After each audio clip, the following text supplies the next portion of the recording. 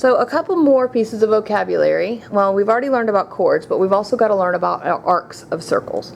So if an angle's vertex is on the center of the circle, it's a central angle, okay? The portion of the circle that the angle intercepts is called the arc.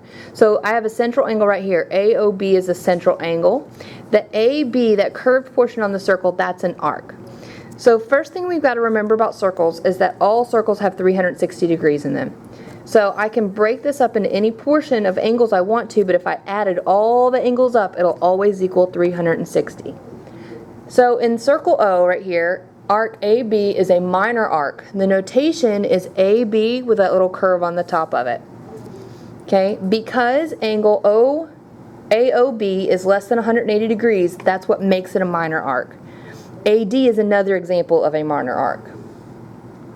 For the next arc, since line segment DB is a diameter, arc BAD is a semicircle.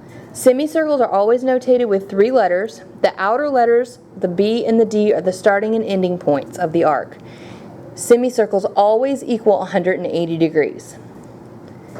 Last but not least, a BD is a major arc. It's larger than 180 degrees, and again, its notation is always 3 letters, the starting point being the first letter, the ending point being the last. We write that middle letter so that you know to go the long way around, A through B, then to D. If we just write AD, you always take the shortest route, meaning the minor arc.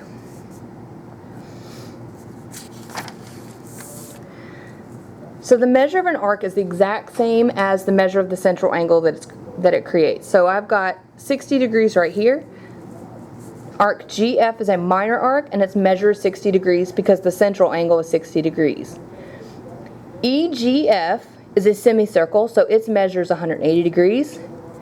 And EG, well, we can figure out that arc measure because the 2 angles on a straight line would have to add up to equal 180.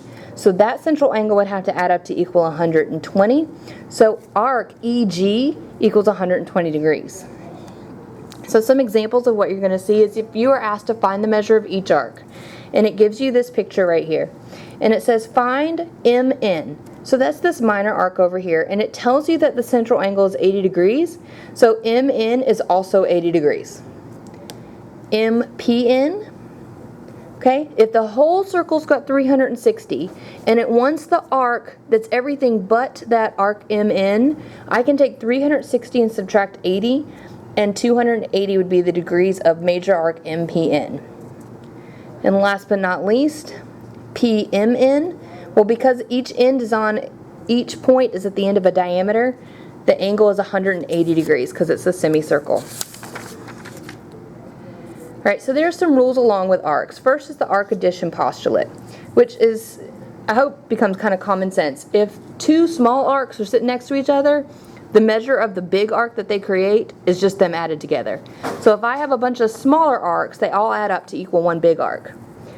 So for this example over here, find the measures of each arc. So it tells you that the angle between G and H is 40 degrees, and it tells you H to E is 80 degrees, but it wants G to E.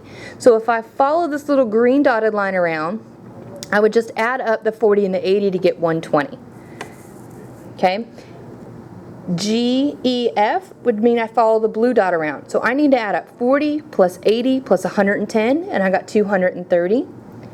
And then if I wanted G to F, well, that's the only arc that's not measured. So to figure out that angle, I would take 360 and subtract all 3 of these, which add up to 230, leaving me with 130 degrees to be the measure of FG, or GF. Okay? Arcs are congruent only when the central angle has the exact same measure and the radius has the exact same measure. So if you have concentric circles, for example, these 2 arcs are not going to be congruent. They'll have the same measure, but they don't have the same length because this one would be bigger. Therefore, it wouldn't work. This one here tells you that the radius is the same and the angle is the same, so those 2 arcs are congruent. These 2 here, the radius is the same, but the angles are different, so they are not congruent arcs. And in this example here, it's the same circle, 2 different arcs though, but because these are vertical angles, I know that the 2 arcs are the same. Alright, so chords and arcs. If 2 chords in a circle are congruent, then the arcs they create are congruent. So I've got these 2 chords that equal each other, and then I've got these arcs.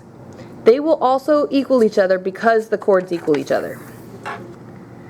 Additionally, if the diameter of the circle is perpendicular to the chord, then the diagonal bisects, or excuse me, that's not supposed to be diagonal, that's the diameter, I wrote the wrong word. The diameter bisects the chord and the arc created by the chord. So if this is perpendicular, then the two pieces of the chord equal each other and the two smaller arcs equal each other. This actually makes more Pythagorean theorem problems. So if I have arc AE equals EC, and the radius is 13 centimeters, and it tells you that AC is 24, how far away is the chord from the center? So it's asking for DB is what it's asking for. So since the diameter is perpendicular, it's bisected. So I know that DC equals 12. I know that BC is 13 because it's a radius. So I would use Pythagorean theorem and figure out that DB equals 5. Last page, I promise. Two chords in a circle are congruent if and only if they are the same distance from the center. So if you were to draw little perpendicular lines from the center to the chords, okay, that's its distance. So if the chords are congruent, those two little segments are congruent. So if these are both 8, then the chords are congruent. If it tells you that these are congruent and like one of them's 10, then the other one's also 10. So it kind of works both ways.